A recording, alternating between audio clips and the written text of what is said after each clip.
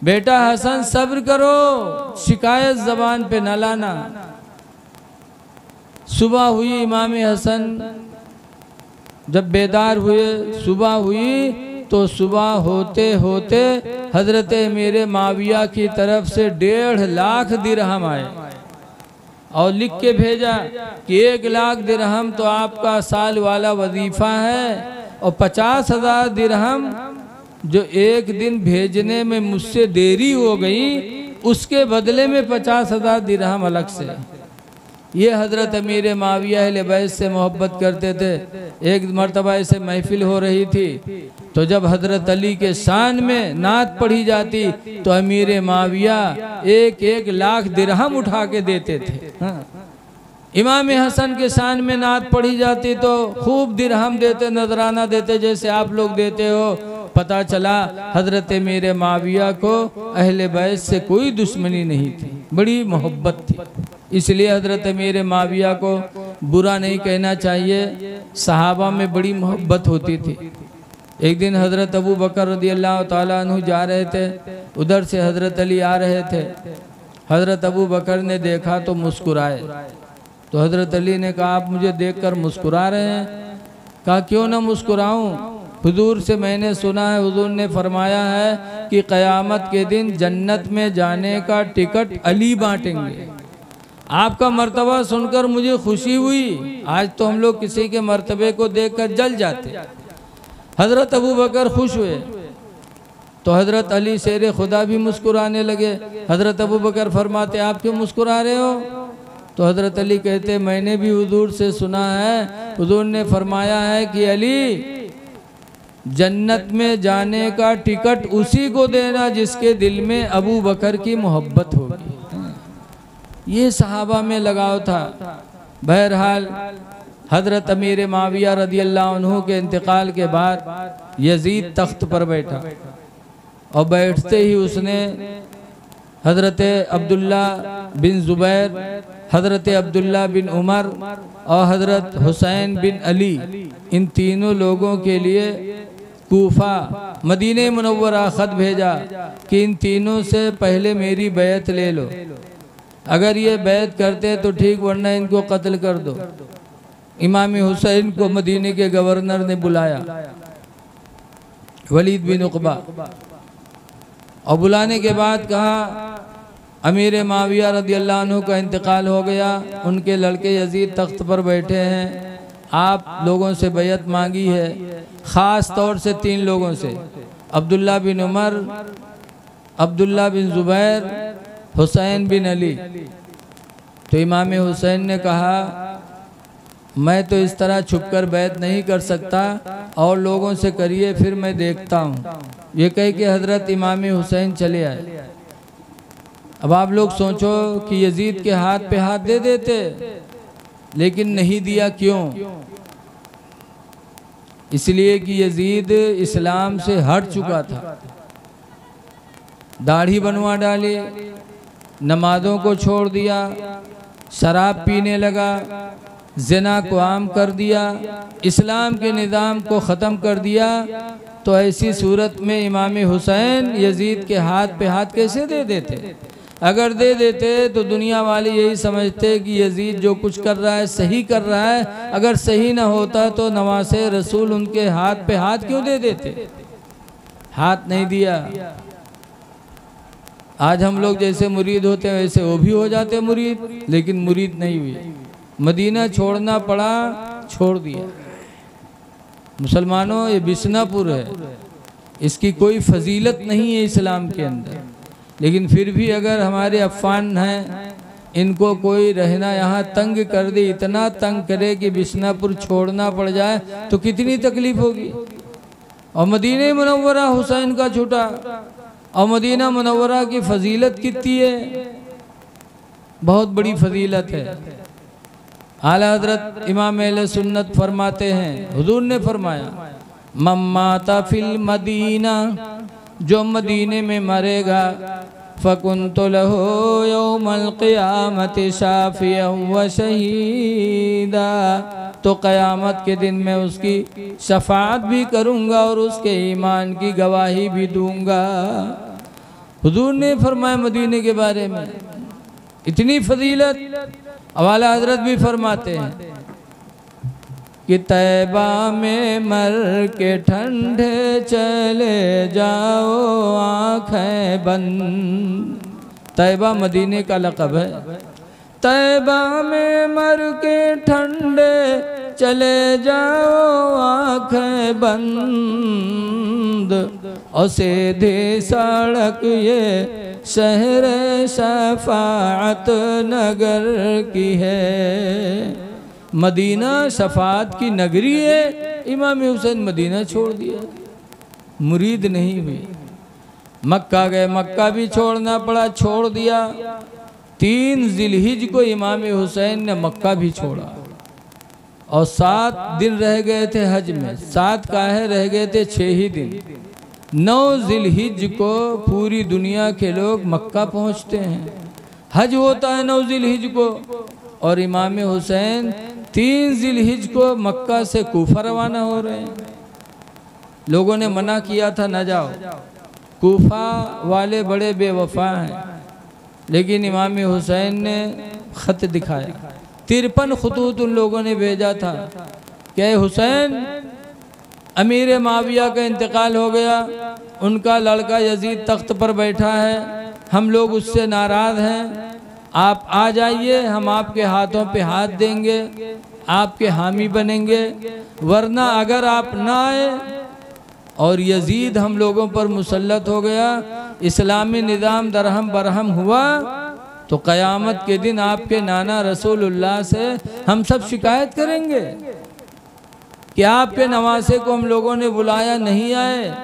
तो इमाम हुसैन कहते हैं, करबला अगर मैं कूफा नहीं गया कूफियों के कहने पर, अगर यजीद ने इस्लाम को दरहम बरहम किया और क़यामत के दिन अगर लोगों ने मेरे नाना जान से शिकायत कर दी, तो मैं अपने नाना को क्या मुँह दिखाऊंगा। इसलिए इमाम हुसैन ने मक्का भी छोड़ा।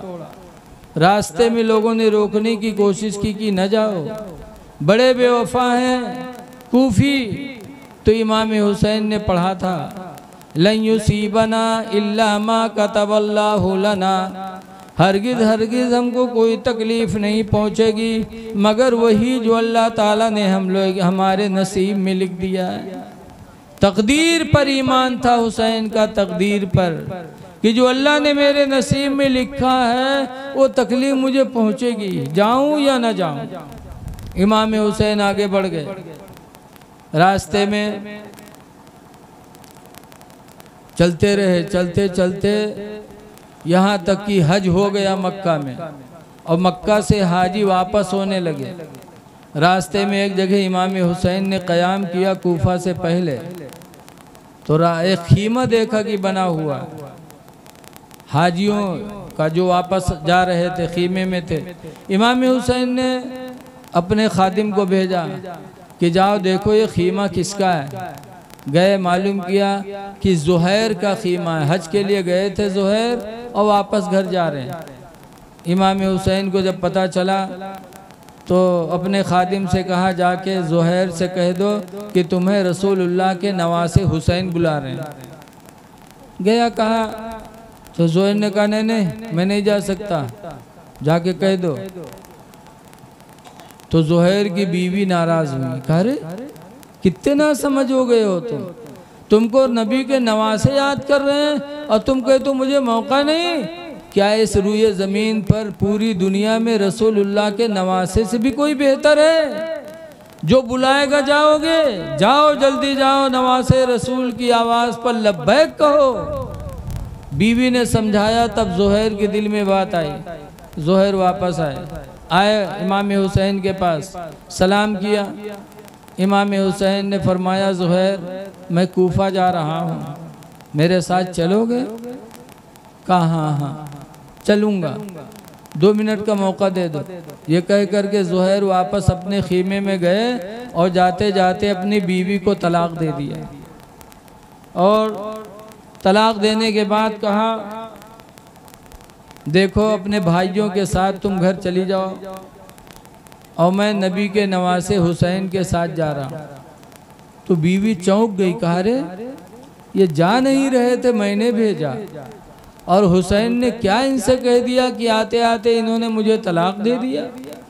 पूछा है मेरे प्यारे शौहर, क्या हुसैन ने कह दिया? तुम जा नहीं रहे थे, मैंने भेजा, और मेरे भेजने पर गए तो क्या उन्होंने कह दिया जो तुमने मुझे तलाक दे दिया? तो ज़ुहैर कहते हैं, ऐ मेरी बीवी सुनो, इमाम हुसैन की शहादत बहुत मशहूर थी। ज़ुहैर कहते हैं, मेरी बीवी, रसूलुल्लाह सल्लल्लाहु अलैहि वसल्लम के साथ मैंने जंग लड़ी थी, जंगे बुलंजर। और बुलंजर की जंग में मुसलमानों को अल्लाह ताला ने कामयाबी दिया था, बहुत माल गनीमत मुसलमानों को मिला था। तो सरकार ने जब माल गनीमत सबको बांटा था, बड़ा ज़्यादा माल मिला था। जब हमको माल गनीमत मिला तो हम देखकर मुस्कुराए थे, खुश हुए थे। तो रसूलुल्लाह के सहाबी हज़रत सलमान फ़ारसी ने कहा था कि ज़ुहैर बहुत खुश हो रहे हो। कहा क्यों ना खुश हूँ, अल्लाह ने बुलंजर में फ़तेह भी दिया और माल गनीमत भी खूब दिया है, क्यों ना मैं खुश रहूँ। तो सलमान फ़ारसी ने कहा था, ज़ुहैर एक बात सुन लो, इससे कहीं ज़्यादा तुमको खुशी उस दिन हासिल होगी जिस दिन तुम रसूलुल्लाह के नवासे के कदमों में शहादत पाओगे। अच्छा, कहाँ, एक दिन तुम्हारी ज़िंदगी में ऐसा आएगा कि तुम नबी के नवासे हुसैन के साथ उनके कदमों के तले तुम्हें शहादत अल्लाह देगा, तुम शहादत पाओगे। उस दिन तुम्हें इस दिन से कई गुना ज़्यादा खुशी होगी। रसूलुल्लाह के सहाबी सलमान ने बताया था, ऐ मेरी बीवी, आज वो वक्त अल्लाह ने मुझे अता फरमा दिया। हुसैन कूफा जा रहे हैं और हमें उम्मीद है कि कूफा में इमाम हुसैन करबला में शहीद होंगे, लिहाजा मैं जा रहा हूँ और उनकी नज़रों के सामने मैं शहादत पाऊँगा तो अल्लाह ताला मुझे कई गुना खुशी अता फरमाएगा। हज़रत ज़ुहैर भी साथ हो गए। एक साथी और बने हज़रत कैस। जब कूफा के तरफ से जासूस पहरे के लिए मुकर्रर थे, हज़रत कैस को इमाम हुसैन ने भेजा कि कैस जाओ और कूफा के हालात देख कर आओ, मुझे बताओ। हज़रत कैस को जासूसों ने पकड़ लिया, लेके गए उबैदुल्लाह बिन ज़ियाद के पास।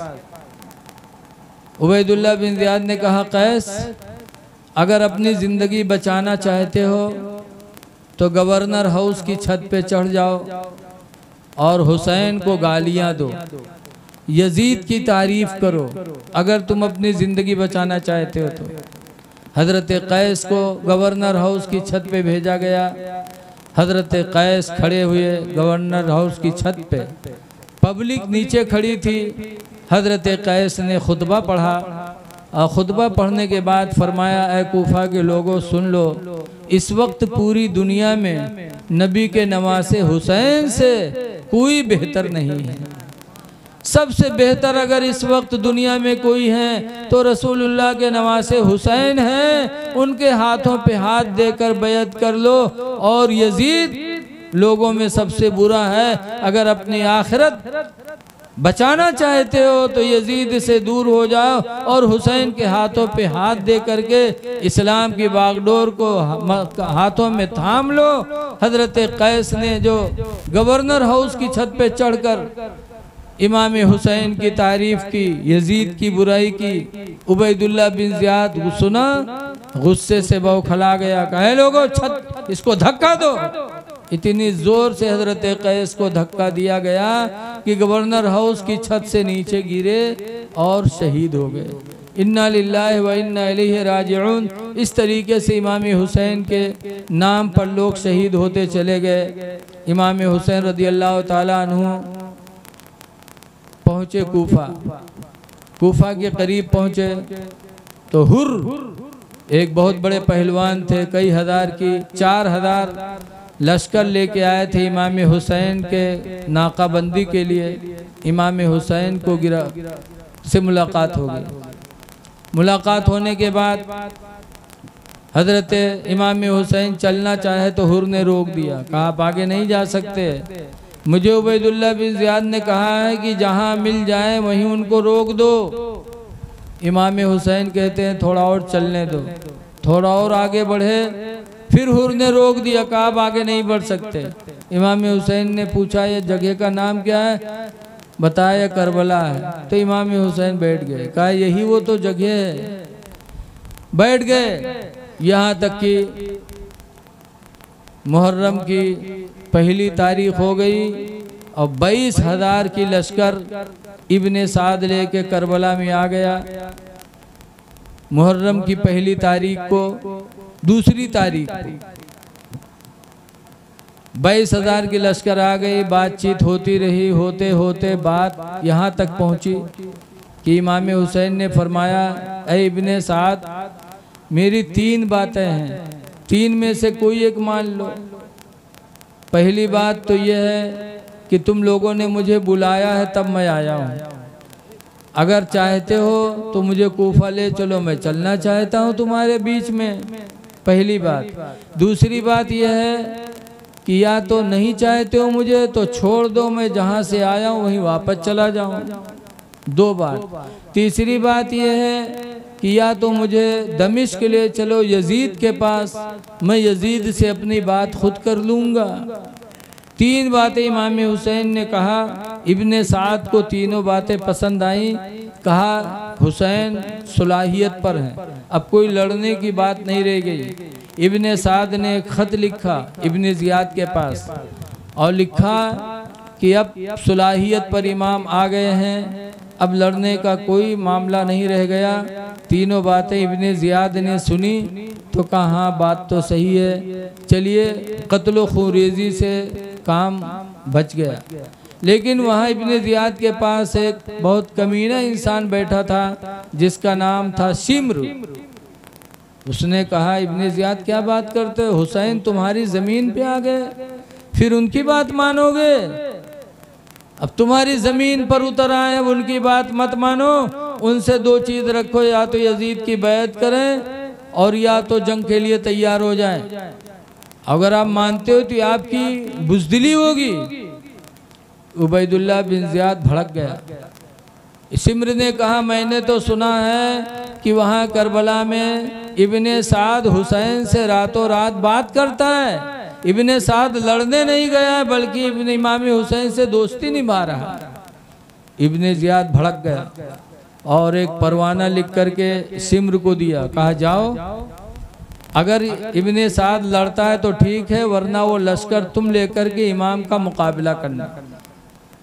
शिम्र आया और सीधे इब्ने साद के पास गया। इब्ने ज़ियाद का ख़त दिखाया, पढ़ा तो इब्ने साद भड़क गया शिम्र पर। कहा बदतमीज़, बदनसीब, ये तेरी ही राय का नतीजा है, तूने ही शायद ये राय दिया है तभी ये पर्चा मेरे पास आया, वरना तो हुसैन सुलाहियत पर थे, लड़ने की कोई बात नहीं रह गई। शिम्र कहता है ये सब बात मत करो, हुसैन का मुकाबला करते हो कि लश्कर मेरे हवाले करते हो, मैं मुकाबला करूं। लेकिन इब्ने साद पर भी दुनिया सवार हो चुकी थी। उसे कहा गया था हुसैन का मुकाबला करो, तुम्हें रय की हुकूमत दी जाएगी। कहा ना ना, मैं मुकाबला करूंगा। फिर यहाँ तक ये बात होते होते ये तय हुआ कि पानी बंद किया जाए। मुहर्रम की 7 तारीख को दरियाए फरात पे 500 सिपाहियों का पहरा लगा दिया गया कि कोई पानी पिए, लेकिन हुसैन के खीमे और हुसैन के साथियों को पानी नहीं पहुँचना चाहिए। पानी बंद कर दिया। 7 मुहर्रम को बंद रहा, 8 को बंद रहा, 9 को बंद रहा। 9 को इमाम हुसैन असर की नमाज पढ़ के खीमे के दरवाजे पर बैठे थे कि हल्की सी नींद आई। उधर यजीदी शोर मचाने लगे। खीमे के अंदर इमाम हुसैन की बहन ज़ैनब थी, आई, कहा भाईजान भाईजान आप सो रहे हैं, यजीदी शोर मचा रहे हैं।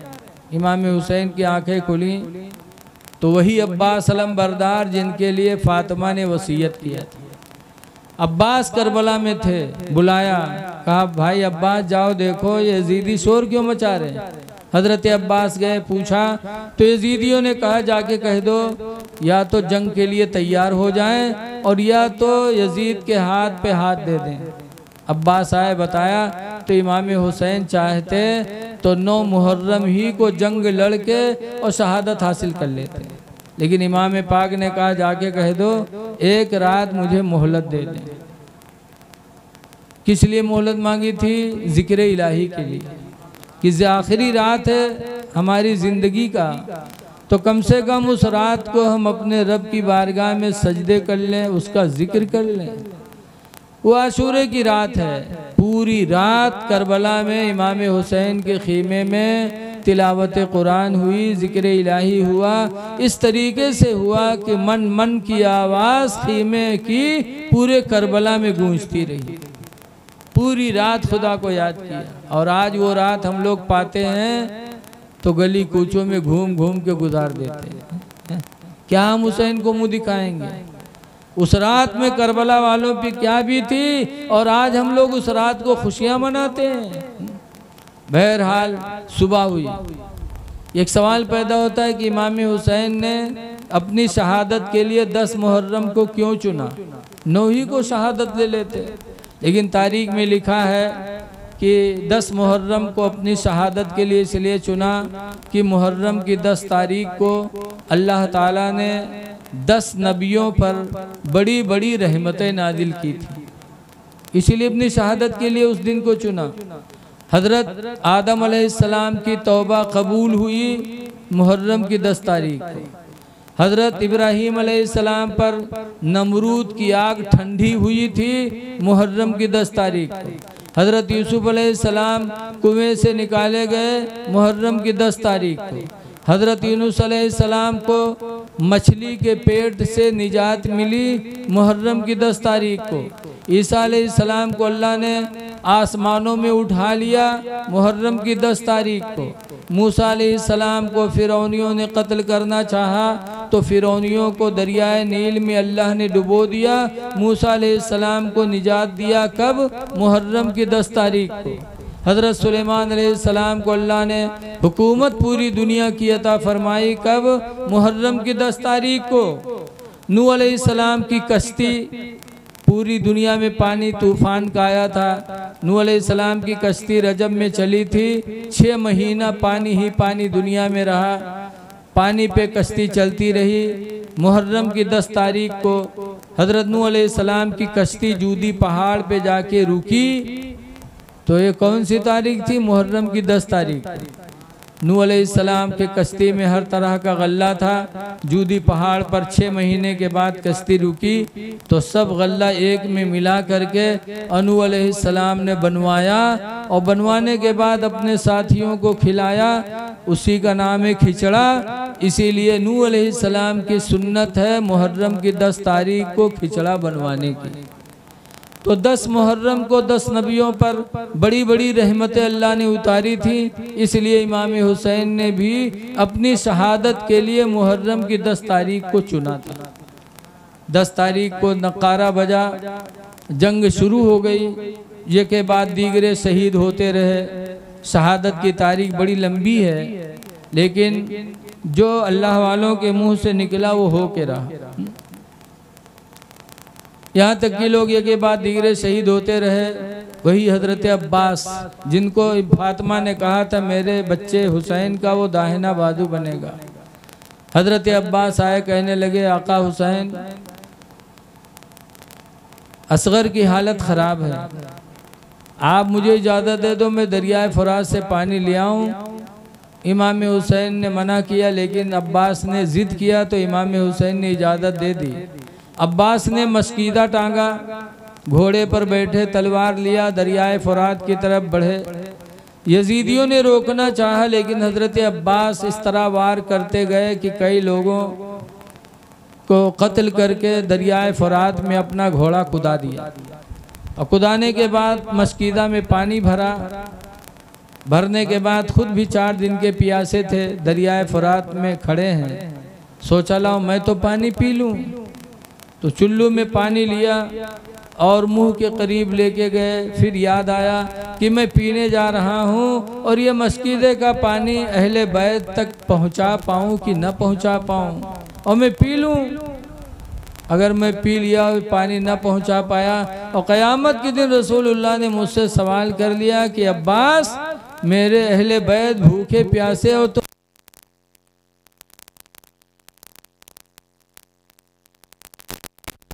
ये सोचकर पानी छोड़ दिया। घोड़ा भी 4 दिन का प्यासा था तो हजरत अब्बास ने घोड़े के सर पे हाथ रखा, कहा बेटा 4 दिन से तू भी प्यासा है, दरियाए फरात तेरे कदमों में बहते, बेटा तू पानी पी ले। तो घोड़े ने सर हिला दिया, हिनहिनाया, सर हिलाया, अपनी ज़बान हाल से उसने कहा आका अब्बास मैं जानवर ज़रूर हूँ लेकिन बेवफा नहीं हूँ, अहले बैत प्यासे रहे मैं पानी पीऊँ। हज़रत अब्बास इमाम हुसैन के भाई थे, लेकिन हज़रत अब्बास ने हुसैन को कभी भाई नहीं कहा, हमेशा मौला कहते रहे, आका कहते रहे। जब दरियाए फरात से पानी लेकर चले, यजीदियों ने हमला किया, हज़रत अब्बास का बदन छलनी हो गया, पुकारा या खा हो अदरिकनी, या मौला हो अदरिकनी, ए मेरे आका हुसैन मेरी खबर लो। हज़रत अब्बास गए, हज़रत इमाम हुसैन के अब्बास को उठाया। हज़रत अब्बास से इमाम हुसैन कहते हैं अब्बास तुम मेरे भाई हो लेकिन कभी तुमने मुझे अपना भाई नहीं कहा, हमेशा आका मौला कहा। ऐ अब्बास आखिरी वक्त है, मेरे कान तरस रहे हैं, कम से कम अपनी ज़बान से मुझे अपना भाई कह दो। तो अब्बास ने कहा था या खा हो अदरिकनी, ऐ मेरे भाईजान मेरी खबर लो, ये कहा और इमाम हुसैन की गोद में हमेशा के लिए अब्बास की आंखें बंद हो गईं। इन्ना लिल्लाहि व इन्ना इलैहि राजिऊन। हज़रत शहरबानो इमाम हुसैन की बीवी, ये एक बादशाह की लड़की थी, उनके अब्बा का नाम था यसजुर्द। हज़रत शहरबानो इमाम को बुला के कहती हैं आका हुसैन मेरे अब्बा यसजुर्द बादशाह थे, कहा करते थे कि मुसलमान एक ऐसी कौम है जो किसी पर जुल्म नहीं करती। मुसलमान की पहचान है कि मुसलमान जालिम नहीं होते। ये यजीदी भी मुसलमान है, कलमा पढ़ते, नमाज पढ़ते, और मेरे बेटे असगर की हालत ख़राब है प्यास से, ले जाओ मेरे बच्चे को दिखाओ, ये भी मुसलमान है। और मेरे अब्बा कहा करते थे मुसलमान जालिम नहीं होते, ले जाओ दिखाओ, हो सकता है मेरे बच्चे पे रहम आ जाए और मेरे बच्चे को घूंट पानी दे दे। हज़रत इमाम हुसैन अपने बेटे असगर को लेके गए और कहा यजीदियो अगर मुजरिम हूँ तो मैं हूँ, मेरे बच्चे ने कुछ नहीं तुम्हारा बिगाड़ा, इसलिए घूंट पानी मेरे बच्चे को दे दो। तो हुरमला यजीदी आगे बढ़ा और ऐसी खींच कर तीर मारा कि अब्बास के हलक पे आके लगी और हलक पार करके हुसैन के बाजू में चुभी। इमाम हुसैन ने अली असगर के हलक से तीर खींचा, खून का फव्वारा बहा और उसी फव्वारे के साथ साथ असगर की रूह भी बह गई। इन्ना लिल्लाहि व इन्ना इलैहि राजिऊन। ऐसे मौके पर भी हुसैन रोए नहीं थे। तारीख में है कि इमाम हुसैन ने दुआ मांगी थी, या अल्लाह तेरा शुक्र है कि हुसैन की नन्ही कुर्बानी भी तूने कबूल फरमा लिया। इमाम हुसैन ने सब्र नहीं जाने दिया, यहाँ तक कि जब सब शहीद हो गए तो इमाम ज़ैनुल आबिदीन जो 22 साल के जवान थे, बीमार थे, करबला में भी बीमार ही रहे, आए कांपते हुए, कहा अब्बा अली अकबर भाई भी चले गए, असगर भाई भी चले गए, कासिम भाई भी चले गए, अब मुझे भी इजाज़त दे दो, मैं भी शहादत लेके अपने भाइयों के पास पहुंच जाऊं। तो इमाम हुसैन ने कहा था ज़ैनुल आबिदीन तुम्हें शहीद नहीं होना है, तुम शहीद हो जाओगे तो मेरी नस्ल किससे चलेगी दुनिया में, सैयदों का वजूद कहाँ से होगा दुनिया में। ज़ैनुल आबिदीन तुम्हें शहीद नहीं होना है, मेरे बाद ये तुमसे कुछ नहीं बोलेंगे। ये कह करके इमाम हुसैन मैदान कारज़ार में गए, बहुत समझाया कि लोगों नमाजों में तुम नबी और आले नबी पर दरूद पढ़ते हो, अल्लाहुम्मा सल्ली अला मोहम्मद व अला आले मोहम्मद, अल्लाह मोहम्मद पर रहम नाजिल कर और मोहम्मद के घर वालों पर। ऐ लोगों मैं उसी नबी के घराने का हूँ, तुम्हारे नबी का नवासा हूँ। 4 दिन से तुमने पानी बंद कर दिया, जानवर पी रहे हैं, गधे पी रहे हैं, कुत्ते पी रहे हैं, और तुम अपने नबी की औलादों पे तुमने पानी बंद किया जिन पर तुम नमाजों में दरूद पढ़ते हो। तो एक यजीदी खड़ा हुआ, कहा हुसैन दरियाए फरात में कुत्ते पिए, घोड़े पिए, गधे पिए, ये सब मंजूर है, लेकिन हुसैन तुमको इसमें से एक घूंट पानी नहीं दिया जाएगा। जब इस तरह कहा तो इमाम हुसैन ने दुआ मांगी, या अल्लाह जैसे इन लोगों ने मुझे प्यास में मुब्तला किया, इलाही ने भी प्यास की तकलीफ में मुब्तला फरमा। जैसे इमाम के मुंह से दुआ निकली, वही यजीदी इतना प्यासा हुआ, इतना प्यासा हुआ कि प्यास प्यास बकने लगा। लोग पानी पिलाते थे फिर भी प्यास प्यास, दरियाए फरात में उसे गिरा दिया। मुंह में पानी भर रहे थे लेकिन वो प्यास प्यास कह के और तड़प तड़प के मर गए। इमाम हुसैन ने कहा था, है लोगों ज़रा सोच लो, क्या इस दुनिया में तुम्हारे नबी का नवासा मेरे अलावा कोई है? खुदा की कसम पूरी दुनिया में मेरे सिवा तुम्हारे नबी का कोई नवासा जिंदा नहीं है। तो एक यजीदी खड़ा हुआ कहने लगा, क्या हुसैन झूठ बोल रहे हो, नबी के नवासे तुम कहाँ हो? जैसे इतना कहा इमाम हुसैन को बहुत तकलीफ हुई। उन्होंने कहा, या अल्लाह जैसे इसने मुझे मेरे नसब का इनकार करके मुझे जलील किया, इलाही तू भी इसे जलील फरमा दे। जैसे इमाम हुसैन के मुंह से दुआ निकली, उस यजीदी को इतनी तेज पैखाना लगा कि वहाँ से भगा, दूर नहीं जा सका, कूड़ा पड़ा था उसी पे बैठ गया, उसमें बिच्छू था उसने डंक मारा और वो यजीदी तड़प तड़प के करबला में मर गया। इमाम हुसैन दुआ कर देते तो कोई यजीदी बच के नहीं जाता। सब अल्लाह के निज़ाम में था, अल्लाह की कुदरत थी, पूरी दुनिया को एक नसीहत देना था। वरना इमाम हुसैन अगर दरियाए फरात को बुलाते तो दरियाए फरात का धारा खीमे अहले बैत में आ जाता है। उनके बच्चे के बच्चे, बच्चे के बच्चे गरीब नवाज हैं, जिन्होंने अना सागर को कहा था, एक प्याले में बुलाया था तो पूरा अना सागर तालाब गरीब नवाज के प्याले में सिमट आया था। तो गरीब नवाज से तो कई करोड़ों दर्जा बुलंद है इमाम हुसैन का। इमाम हुसैन अगर कहते तो दरियाए फरात का धारा कीमे बैत में आता, लेकिन अल्लाह की मर्जी थी किस तरीके से अपने नबी के नवासे को मर्तबा देना था ताकि क़यामत तक मेरे हुसैन का तस्करा होता रहे।